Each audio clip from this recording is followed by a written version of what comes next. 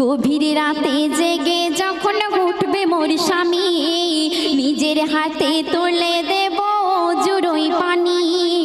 গভীর রাতে জেগে যখন উঠবে মোর স্বামী, নিজের হাতে তুলে দেব জুড়োই পানি।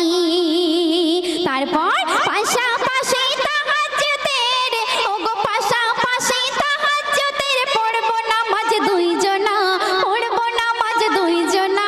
দিলের তামান্না আমি চাই গো আমার স্বামী হোক হাফেজ মাওলানা, ও আমি চাই গো আমার স্বামী হোক হাফেজ মাওলানা।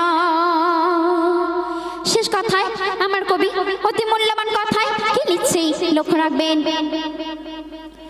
বনিয়ামিন কি কথা আজ দেখো লিখে যায়,